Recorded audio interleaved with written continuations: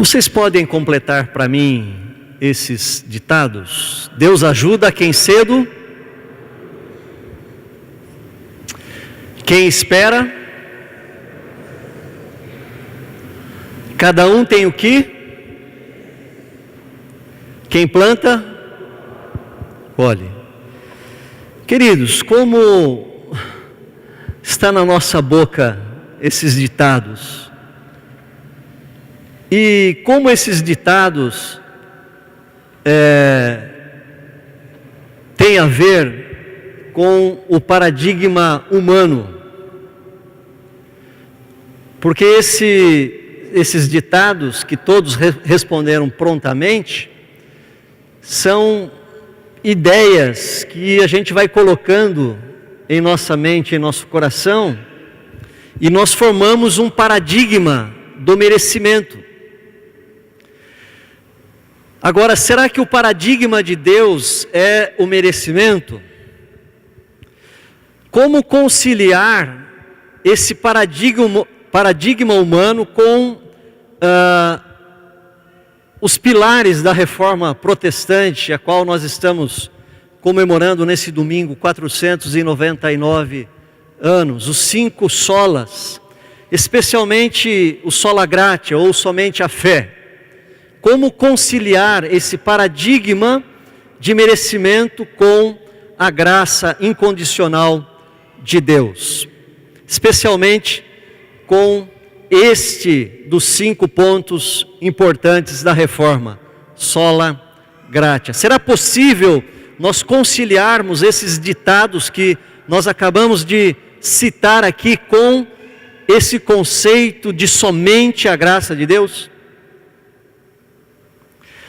Martinho Lutero disse: o verdadeiro tesouro da igreja é o Santíssimo Evangelho, da glória e da graça de Deus.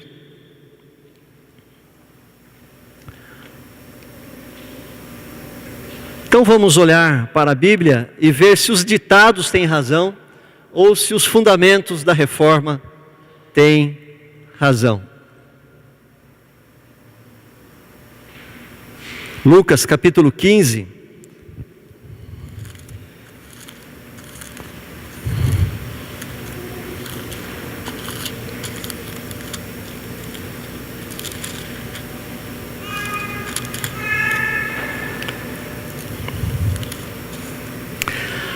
Muito bem, você que abriu a sua Bíblia, deixe-a aberta, mas eu queria que você acompanhasse aqui, porque eu farei a leitura na tradução, nova tradução, na linguagem de hoje. Não sei se você já tinha reparado, você que é um crente antigo na igreja, mas na tradução na linguagem de hoje fica claro que o pai reparte a herança com os 2 filhos, coisa que na atualizada está registrado também, mas que passa desapercebido no versículo 12. Então veja bem, eu vou ler aqui, o Roberto vai me ajudar passando o texto ali no Data Show, eu vou ler na nova tradução na linguagem de hoje. E Jesus disse ainda: um homem tinha 2 filhos. Certo dia, o mais moço disse ao pai: pai, quero que o Senhor me dê agora a minha parte da herança. E o pai repartiu os bens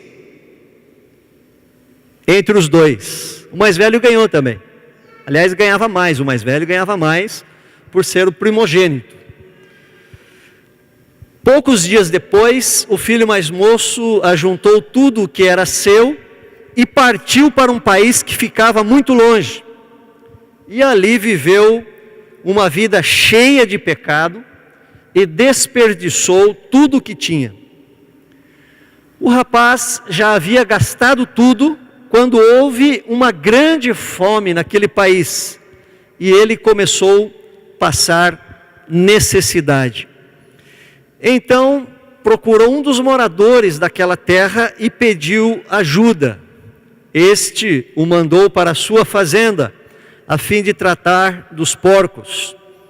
Ali, com fome, ele tinha vontade de comer o que os porcos comiam, mas ninguém lhe dava nada. Caindo em si, ele pensou: quantos trabalhadores do meu pai têm comida de sobra, e eu estou aqui morrendo de fome. Vou voltar para a casa do meu pai e dizer: Pai, pequei contra Deus e contra o Senhor, e já não mereço mais ser chamado de seu filho. Me aceite tão somente como um de seus empregados, trabalhadores. Então saiu dali e voltou para a casa do pai. Quando o rapaz ainda estava longe de casa, o pai o avistou. E com muita pena e com muita compaixão do filho, correu e o abraçou e o beijou. E o filho disse: Pai, pequei contra Deus e contra o Senhor, e não mereço ser chamado de seu filho. Mas o pai ordenou aos empregados: depressa, tragam a melhor roupa e vistam nele. Ponham um anel no dedo dele e sandálias nos seus pés.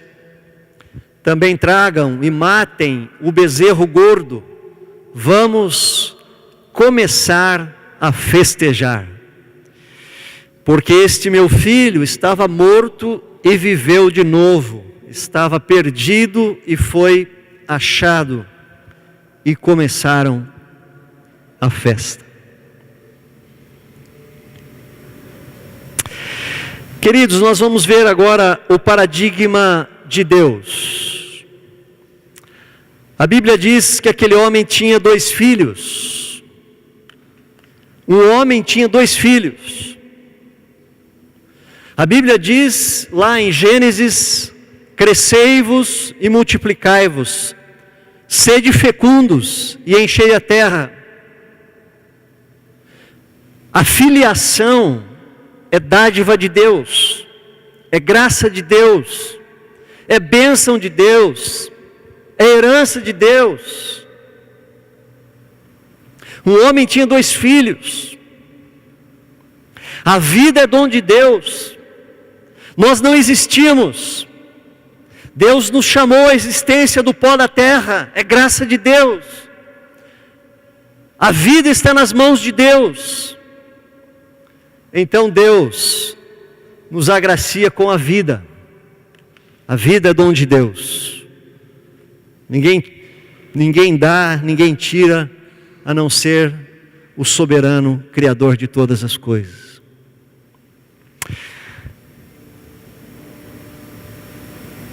Mas, seguindo o texto, a Bíblia diz no versículo 12: Pai, quero que o Senhor me dê agora a minha parte da herança. Ora, queridos, aquele jovem era um jovem agraciado, porque ele podia receber alguma coisa do seu pai. Alguma coisa material, financeira, no caso, dinheiro. Eu sou nascido de uma família de 10, que meu pai não deixou herança. Nenhuma herança, a não ser a herança espiritual, que é a mais importante. Mas, hoje minha mãe tem uma casa. Eu não preciso da casa dela, ou nem de 1/10 da casa dela, para eu viver. Provavelmente não tomarei parte desta casa quando minha mãe falecer. Mas aquele jovem tinha, porque o seu pai era dono de uma fazenda, de uma grande propriedade. Então nós vemos que toda boa dádiva e todo dom perfeito vem descendo do Pai das luzes, é graça. Eu tive a graça de casar-se com uma casa. Quando eu casei tinha minha casinha, era uma casinha de pombo, mas era minha, quitada, paga, decorada, nova, muito feliz. Lá em Deuteronômio capítulo 8, diga: não digas no teu coração que a força do teu braço o fez adquirir riquezas e bens. Antes te lembrarás do Senhor teu Deus, que te dá força para adquirires riqueza. Há um conceito errôneo em nossa cidade, em nossa sociedade, e vocês responderam prontamente: Deus abençoa quem cedo madruga.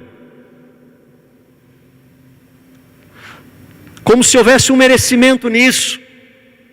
Nós não podemos esquecer que a graça de Deus nos faz abrir os olhos pela manhã.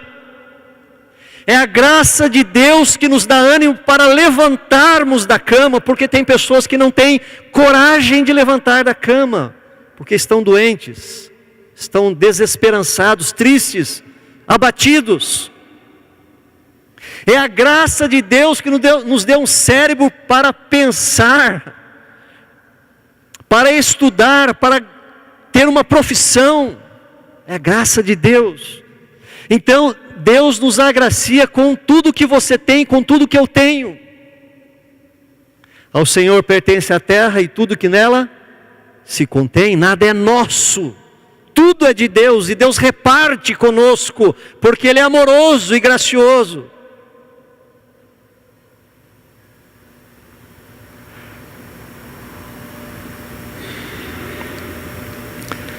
Poucos dias depois, o filho mais moço ajuntou tudo o que era seu e partiu para um país que ficava muito longe. Todos nós sabemos que, apesar do filho poder fazer o que ele fez, era, de certa maneira, pedir a herança enquanto o pai era vivo, era, de certa maneira, ofensivo. Era mais ou menos como dizer ao pai: morre aí, vai. Morre logo aí que eu quero botar a mão na grana. Mas aquele pai reparte os seus bens.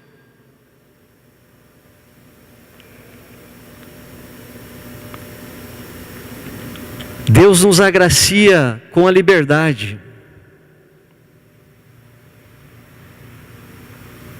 Deus permite, apesar de não ser da sua vontade.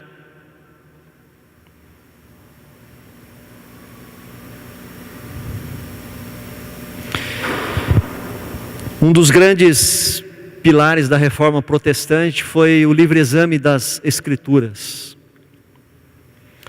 Uma época em que só a igreja, ou melhor, o clero, mais exatamente o alto clero, porque o baixo clero era analfabeto na época da reforma, os padres não sabiam ler, os padres das cidades pequenas, das vilas, só o alto clero, os eruditos, por exemplo, Martim Lutero, doutor em teologia, versado no hebraico e no grego, ele tinha a Bíblia, mas o povo e os obreiros mais simples não tinham a Bíblia. Eles rezavam a missa, decoravam a missa. Um dos grandes princípios da reforma é a liberdade, o livre exame das Escrituras. Tanto isso é verdade que existe milhares de denominações evangélicas hoje por causa disso. Deus é um Deus que nos dá liberdade. Deus não é um Deus que nos sufoca, que nos pega pelos pescoços e diga assim: me aceite, senão eu o mandarei queimar no inferno. Não, Deus permite o homem viver a sua vida. Obviamente que ele tem as suas consequências, porque Deus também não é um vovô bobalhão, que simplesmente, se os netos estão sorrindo, está tudo bem, mesmo que estejam fazendo coisas erradas. Mas enfim, Ele permite. Versículo, depois ele vai para longe, você já conhece a história. Enquanto ele tinha dinheiro, ele tinha amigos. Depois que acabou o dinheiro, acabou também os amigos, acabaram-se também os amigos. E aquele jovem percebe o erro, o tiro no pé, a decisão errada. Ele reconhece que usou a sua liberdade de uma maneira extremamente errada. E a Bíblia diz no versículo 20, quando o rapaz ainda estava longe, então ele resolve voltar, porque ele pensou nos trabalhadores do seu pai. E ele diz: meu pai, não exigirei dele que ele me receba como filho, mas se ele me deixar tão somente trabalhar como um seu empregado, pelo menos eu terei o que comer. Então ele volta. E quando o rapaz ainda estava longe de casa, o pai o avistou e com muita pena do filho correu. E o abraçou e o beijou. Queridos, Deus nos agracia com o amor. Se tem uma das coisas mais difíceis, juntamente com a graça de Deus, é entender o amor de Deus. O amor de Deus é sem medida, é imensurável. O amor de Deus é incompreensível. O amor de Deus é infinito, o amor de Deus é eterno. Nós não conseguimos quantificá-lo. Jeremias diz: com amor eterno eu te amei, por isso com benignidade eu te atraí. O amor de Deus é algo fenomenal, maravilhoso, grandioso. O amor de Deus nos constrange.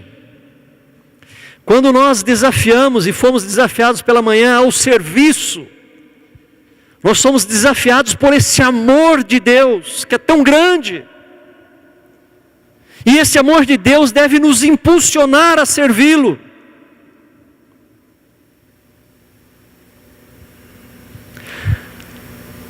Aquele homem, pela vergonha que ele passou, ele deveria banir aquele filho da sua presença. Ou pelo menos humilhá-lo como um de seus empregados. Agora você vai aprender o que você fez. Mas não, ele correu em sua direção. É interessante o texto, né? E com muita compaixão ele correu. Ele correu ao encontro do jovem. O caminho é de cima para baixo, é de lá para cá, não é daqui para lá. Daqui para lá é religião, o evangelho é de cima para baixo. Quando o povo de Israel estava sofrendo a escravidão do Egito, a Bíblia diz que Deus desceu para ver o sofrimento do seu povo. E o Verbo se fez carne e habitou entre nós, desceu. Nós o amamos porque Ele nos amou primeiro. Deus nos agracia com amor. Este é o paradigma de Deus, amor.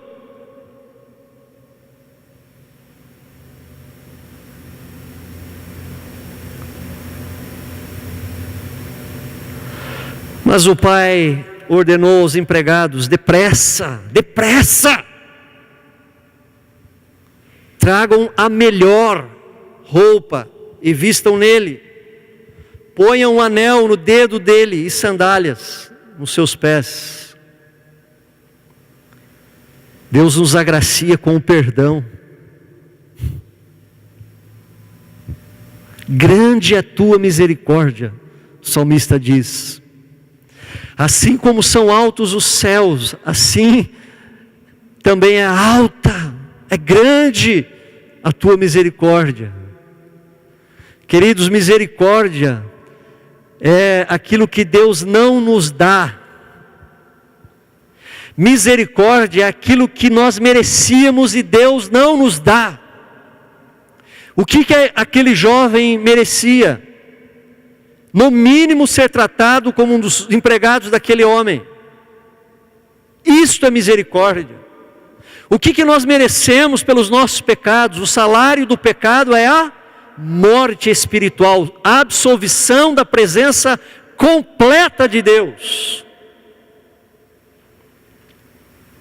E por meio de Cristo, misericórdia, não nos condena, nenhuma condenação há para aqueles que estão em Cristo Jesus. Misericórdia, perdão. Este é o paradigma de Deus.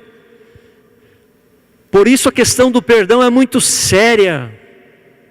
Por isso você deve ter a sua mente livre de qualquer mágoa, de qualquer bloqueio que você possa ter com alguém. Porque Deus é um Deus de misericórdia. Bem-aventurados os misericordiosos, porque alcançarão misericórdia. Misericórdia quero, e não sacrifícios. Perdão.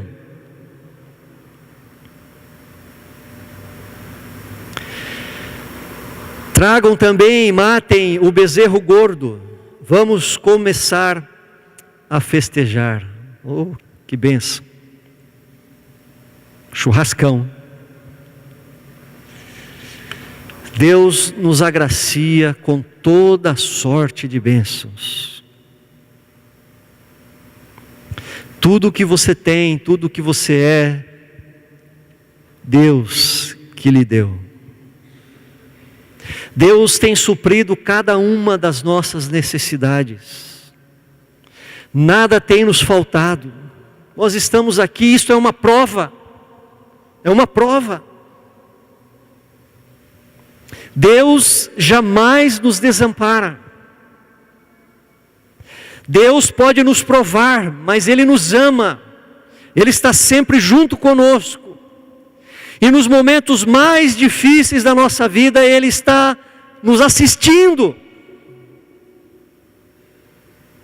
Está nos provendo milagrosamente. Se teu pai e tua mãe te abandonarem, o Senhor te acolherá. Acaso, porventura, quem sabe, talvez, uma mãe pode esquecer-se do filho que ainda mama, mas o Senhor jamais esquecerá de ti.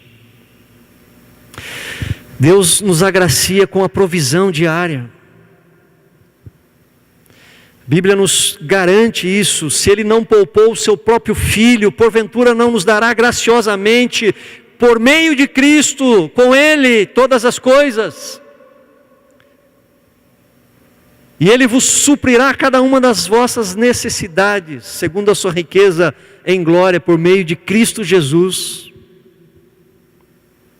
Quando Jesus disse, está pago, está consumado, o véu do templo se rasga, dizendo assim, os céus foram abertos.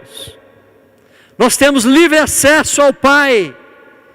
Pai bondoso, amoroso, Pai que tem prazer em nos abraçar, em correr ao nosso encontro, em nos amar, em nos perdoar e em suprir cada uma das nossas necessidades. Como não servir um Deus como esse? Como se contentar em tão somente ser um assistente na obra de Deus? Mas o texto continua e diz assim, e começaram a festa. Gostei dessa tradução. E na tradução Almeida, e começaram a regozijar-se. Deus nos agracia também, queridos, com a alegria. É certo que todas as pessoas têm alegria. Tem um cântico que nós cantamos aqui, entrou no nosso cenário, mas eu faço uma observação. A alegria está no coração de quem já conhece a Jesus. Mas a alegria está no coração também de quem não conhece Jesus. Porque a vida é dom de Deus. E a graça comum cai sobre justo e injusto, sobre salvo, sobre perdido, sobre crente e incrédulo. Agora, mesmo a alegria deles que não conhecem a Cristo, vem de Deus. E a nossa muito mais vem de Deus. Só que o salmista diz assim no Salmo 8, ou no Salmo 4, eu sempre confundo. Mais alegria colocaste em meu coração do que no coração deles quando lhes há fartura de cereal. Mais alegria Deus coloca em nosso coração do que no coração dos ricos. Porque a nossa alegria, conquanto seja também uma alegria terrena, por exemplo, você trocou de carro, ficou feliz. Só que você não vai levar esse carro para o céu.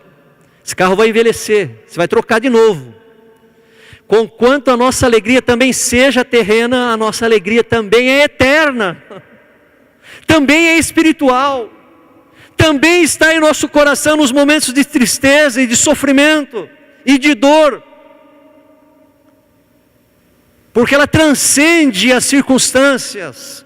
Como o profeta diz, ainda que a figueira não dê uva, ainda que o produto da oliveira minta, ainda que não haja vacas nos currais, todavia eu me alegro no Senhor, no Deus da minha salvação. Essa paz, essa satisfação, esta alegria, ela independe das circunstâncias. O coração do crente é como um mar agitado, mas não na superfície. A superfície, as circunstâncias podem estar agitadas, mas a poucos metros abaixo da superfície, a água está parada, está calma. Nós somos assim. Podemos estar com as circunstâncias complicadas, mas o nosso coração está em Cristo, está na rocha, está no príncipe da paz que nos sustenta, que nos fala ao ouvido palavras, gemidos inexprimíveis, e nos dá aquela serenidade, sabendo que Ele está no controle, apesar das circunstâncias. Aleluia.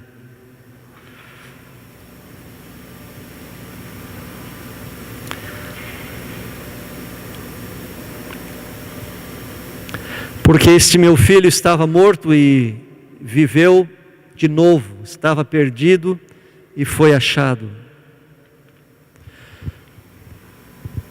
Deus nos agracia finalmente com a maior bênção de todas, que é a salvação, a vida eterna, por meio de Jesus Cristo. Deus nos aceita de volta, por meio de Jesus Cristo, o seu Filho.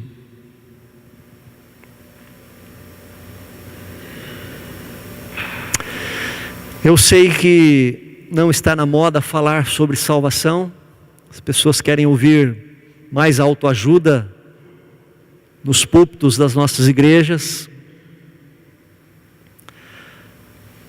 Mas eu já preguei aqui falando sobre milagre, e eu disse que você pode ser curado de um câncer, você pode conseguir superar uma grande dívida, você pode receber vários milagres, mas todos esses milagres permanecerão aqui. No metro cúbico de um caixão você não leva nada do que Deus te deu aqui, riqueza, glória, fama, seja o que for, grandeza, poder. O maior milagre é a salvação eterna. Todos nós nascemos pecadores. Todos nós temos a semente de Adão. O texto que nós lemos em Efésios, capítulo 2, estando nós mortos em nossos delitos e pecados. Todos nós nascemos mortos em nossos delitos e pecados. Se não for a iluminação do Espírito Santo, se não vier um toque do alto, se não houver uma intervenção sobrenatural, transcendental de fora, jamais nós chegaremos a Deus. Spurgeon dizia que é mais difícil um pecador se converter do que um leão comer capim.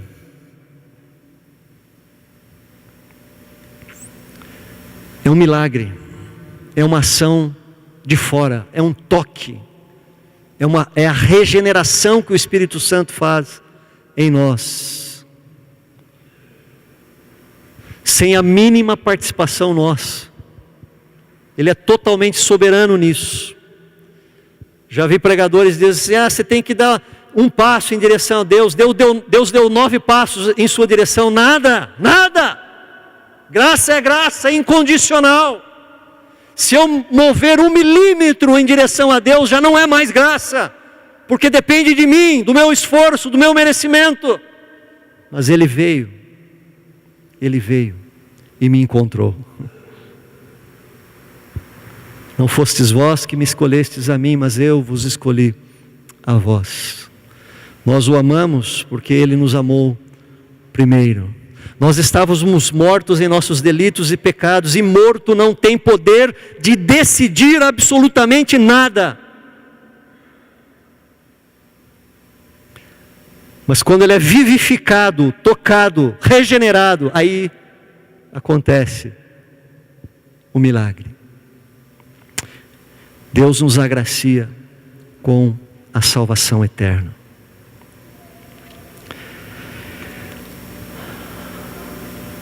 O que é pródigo? Alguém sabe me dizer o que é pródigo? O que significa essa palavra pródigo?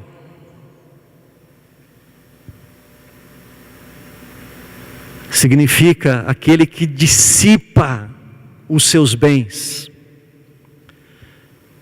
Significa esbanjador. Na minha Bíblia Almeida está escrito assim: a parábola do filho pródigo. Só que essa frase não está no grego.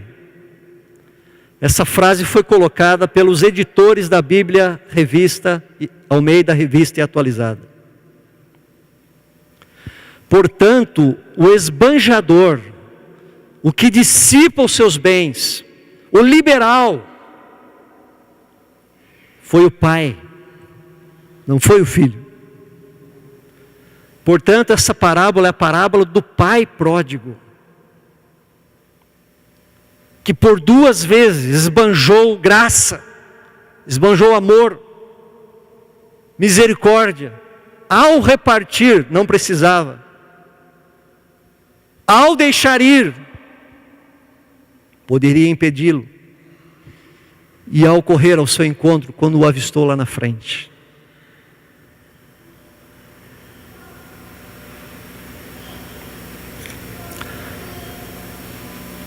Paradigma humano, merecimento. Paradigma de Deus, graça. Sola gratia, somente a graça. Graça do início ao fim. Este é o tema da nossa meditação nesta noite. Graça do início ao fim. Muitas vezes nós achamos que fomos convertidos pela graça e daqui para frente é com a gente. Não, Senhor. Daqui até o fim é graça. Se Ele não mantiver em seus caminhos, você não permanece. É graça. É Ele que te sustenta. Pastor, mas e aquele texto que a Bíblia diz: o que for fiel até a morte herdará a coroa da vida? Isso não exclui a nossa responsabilidade de ser fiel, de ser vigilante, de fazer a nossa parte, mas sabendo que nós só conseguimos porque o Santo vive em nós, porque a divina semente está em nós, o seu Espírito, Cristo vive em nós, e por isso nós chegaremos lá. É graça, do início ao fim.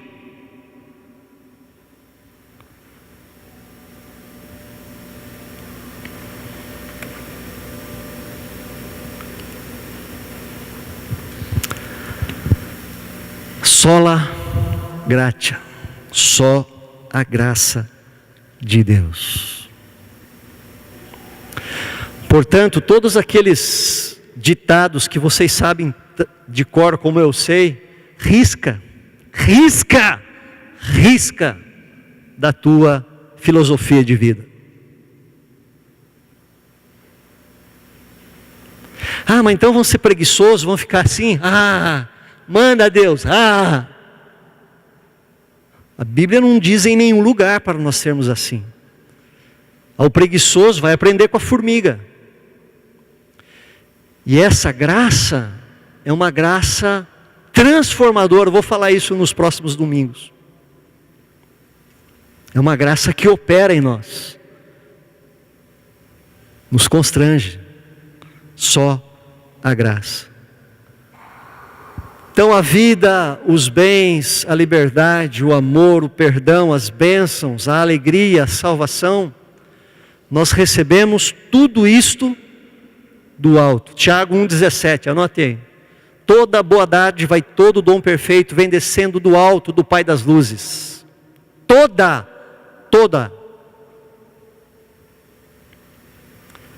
Nós recebemos de Deus pela sua imensa graça. Diante disso, o que nós devemos fazer? O que você deve fazer? Abrace essa salvação que já foi realizada lá 2000 anos pelo sacrifício de Cristo. Abrace. Você pode me dizer nesta noite: pastor, eu tenho convicção que eu fui aceito por Cristo.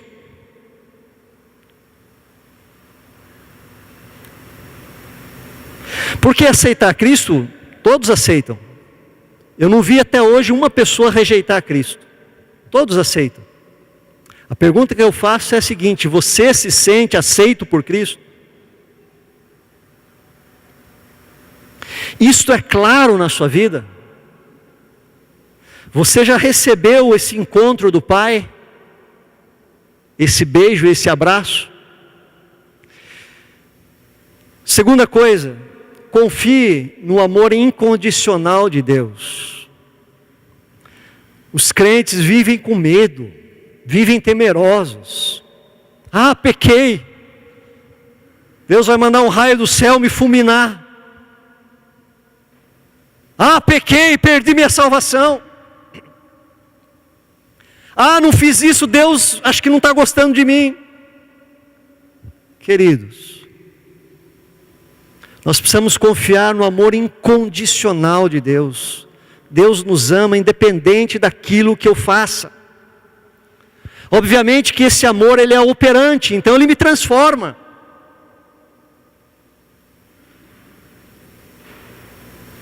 Mas ele é incondicional. Pare de viver na lei. Pare de se culpar. Pare de temer. Se deixe ser carregado nos braços do Pai. Há muita religião em nosso meio e pouco evangelho.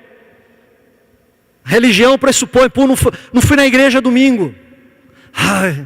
Essa semana vai dar tudo errado na minha vida. Que Deus amoroso é esse? Não que você não tenha que vir, é melhor vir. Mas confie no amor incondicional de Deus. E queridos, a última coisa, muito importante, talvez mais importante: trate você mesmo e as pessoas com graça. O mundo precisa de graça. A igreja precisa de graça. Porque cobrança nós temos muito lá fora. Trabalhar, ralar, desemprego, economia, doença, hospitais lotados, o SUS está um caos. Nós vamos viver nessa neura, ou vamos nos tratar com graça, com menos rigor, e aos outros com menos rigor? Quantos casais fazem um cavalo de batalha, uma toalha molhada em cima da cama? Eu fui assim.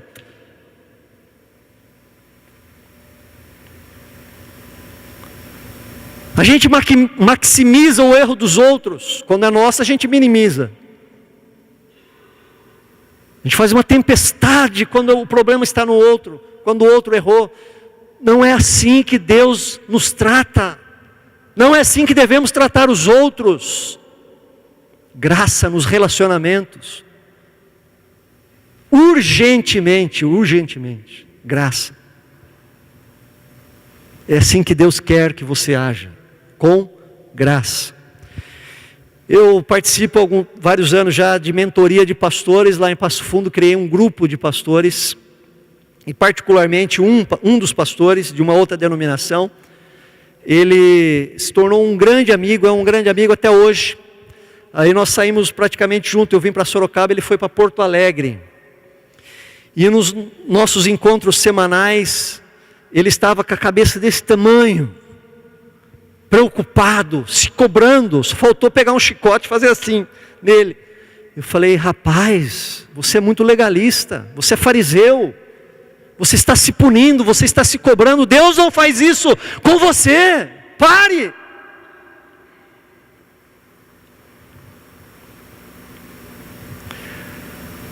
Trate você e trate os outros com mais graça, amém? Que Deus te abençoe. Viva na perspectiva da graça de Deus. A graça de Deus é a causa de todas as coisas. Nós viemos à existência, vivemos e nos movemos pela graça de Deus. Amém.